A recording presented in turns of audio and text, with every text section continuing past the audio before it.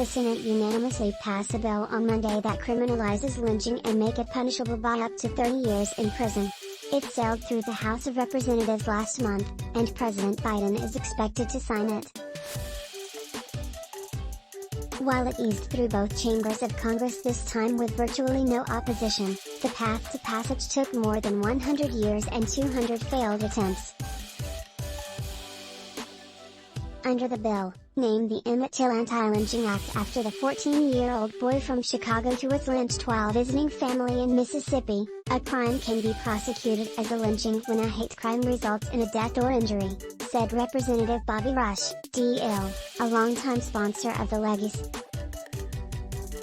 Unanimous Senate passage of the Emmett Till Anti-Lynching Act sends a clear and emphatic message that our nation will no longer ignore this shameful chapter of our history and that the full force of the U.S. federal government will always be brought to bear against those who commit this heinous act. There was no roll call for the vote.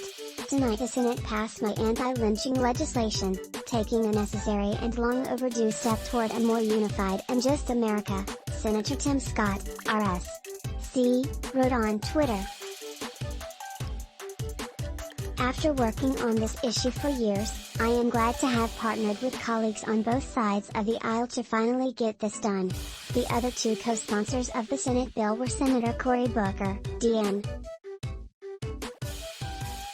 J., and Senator Rand Paul, RKY. Paul objected to a similar bill that passed the House in 2020.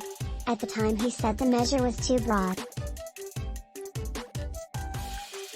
By Monday night, he was satisfied with the bill's language, which will ensure that federal law will define lynching as the absolutely heinous crime that it is, he said. The scale of the crime is staggering. The Equal Justice Initiative documented 4,081 lynchings in 12 southern states between 1877 to 1950. The report advocates for the erection of monuments and memorials to lynching to begin to correct our distorted national narrative about this period of racial terror in American history while directly addressing the harms borne by the African American community, particularly survivors who lived through